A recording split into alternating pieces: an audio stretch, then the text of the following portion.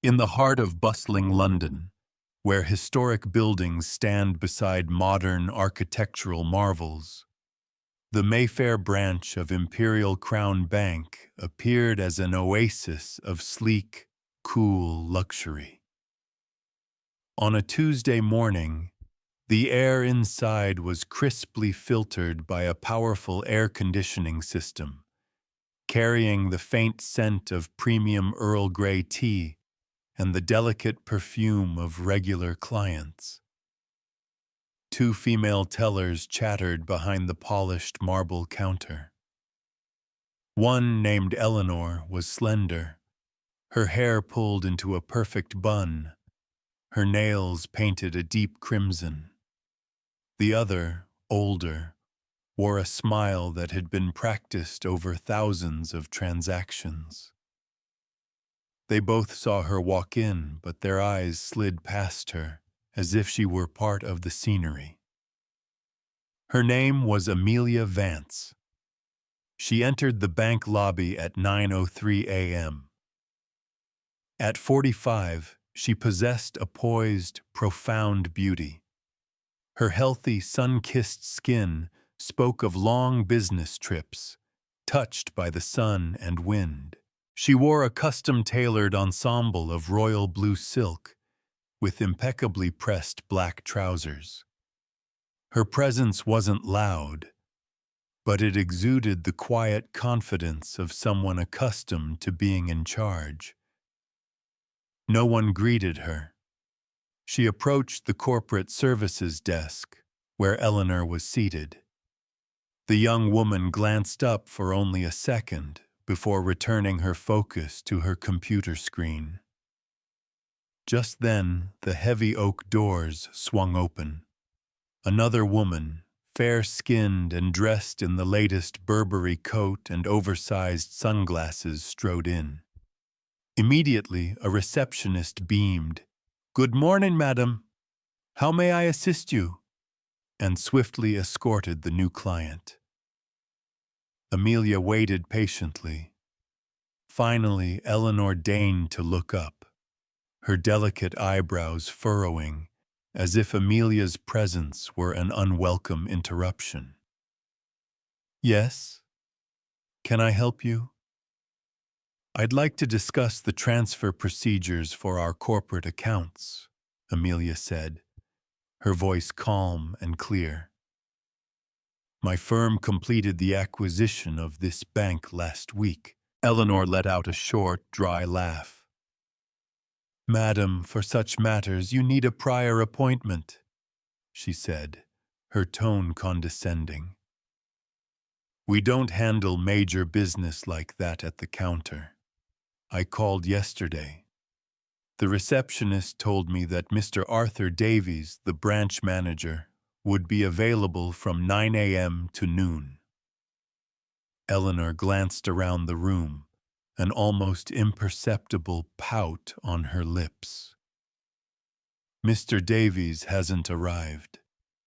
You can take a seat over there and wait." Amelia looked toward the row of plush, empty Chesterfield chairs, then at the wall clock. 9:07 a.m. "Could you please let someone know I'm here? It won't take long." Eleanor rolled her eyes discreetly. She began typing on her keyboard, the sharp clicks of her long nails against the glass surface echoing coldly. "Yes, I'll let someone know," she said, her eyes still glued to the screen. Amelia said nothing more.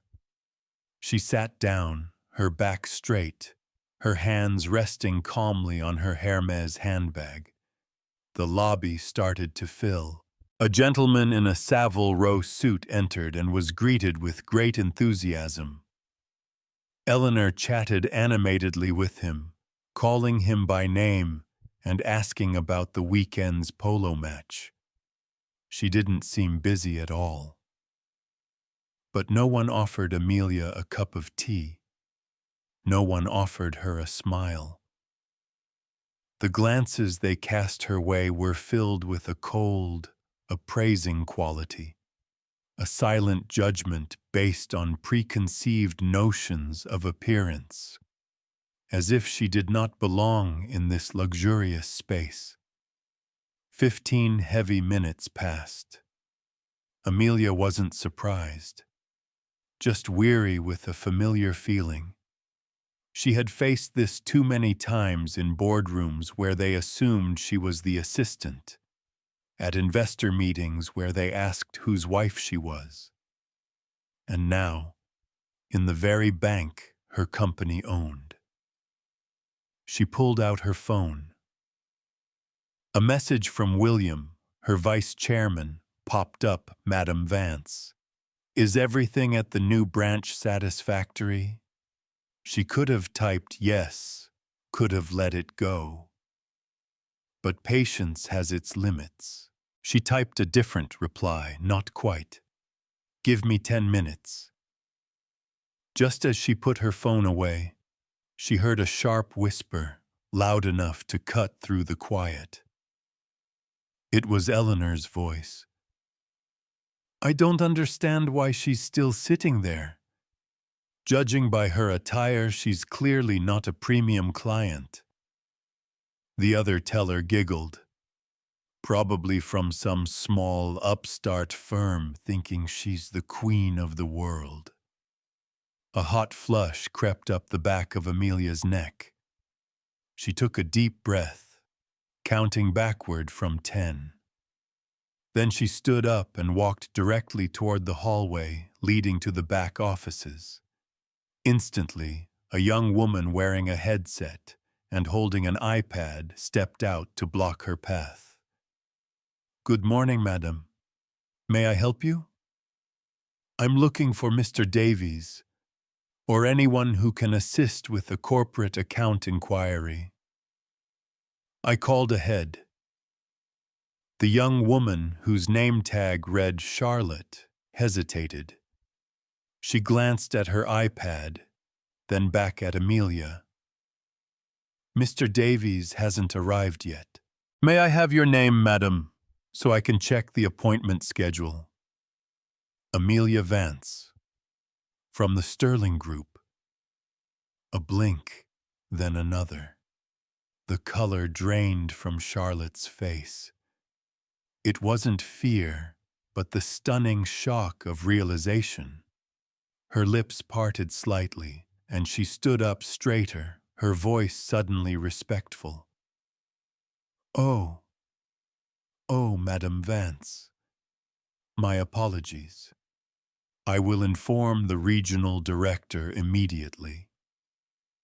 At that very moment, a man in a suit rushed in, looking harried, a sheen of sweat on his forehead despite the cool air. His name tag read, James Harrison, Regional Director. The entire room fell silent. Mr. Harrison's eyes darted around the lobby, landing on Amelia with a look of pure horror. Madam Vance, he stammered, his voice trembling. My sincerest apologies. There has been a grave misunderstanding. Please allow me to escort you to a private office to explain. Amelia didn't move. Her gaze was as cold as ice as she glanced at Eleanor, who was frozen behind the counter. That won't be necessary, her voice rang out, not loud but full of authority, cutting through all other sounds. We'll speak here, Mr. Harrison, so everyone can listen. Mr. Harrison went pale. He turned and addressed his staff in a loud, shaky voice. Everyone into the conference room. Immediately. Eleanor and the others exchanged terrified glances, their faces ashen, and shuffled silently into the glass-walled room. Amelia remained standing, terrifyingly calm. She pulled out her phone. Get William on the line, she commanded. Mr. Harrison fumbled with his phone. Yes, Mr. William is standing by. Amelia's voice lowered, but each word was like the cut of a diamond. I am not here to embarrass anyone. That is not my style. Mr. Harrison nodded frantically. However, she continued, if an employee cannot treat a human being with basic respect, they have no business working in the financial services industry, especially not in an organization that now bears the sterling name. The conference room door opened. Amelia stepped inside. I came here today as the chairwoman of the Sterling Group, she began. Last week, we finalized the acquisition of this bank chain. I have visited 12 branches. All were professional, some were even warm. But this one, she let the silence finish her sentence. I sat in that lobby for over 30 minutes. I was ignored, gossiped about, and dismissed. You didn't know who I was, and that doesn't matter. I don't need special treatment because of a title. Her eyes settled on Eleanor. What matters is how you treat people when you believe they are nobody. Eleanor, correct? The young woman nodded, trembling. Can you explain why the 2 clients who entered after me were served first? Or why you commented on my attire? Absolute silence. I am not angry, Amelia said. I am disappointed, profoundly disappointed. She held up her phone again. 1 tap. Effective immediately. Eleanor, Thomas, and Ms. Rose are terminated. HR will send the official letters before noon. All system access has been revoked. The silence turned into horror. Ms. Rose, the older teller, whispered, Madam, you're firing us? Amelia looked directly at her. Yes. But this is how we've always done things.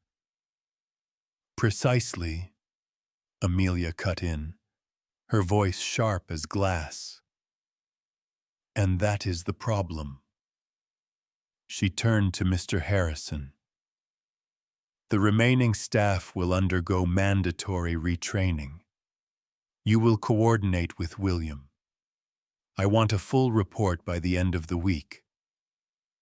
Yes, of course. Amelia looked around the room one last time.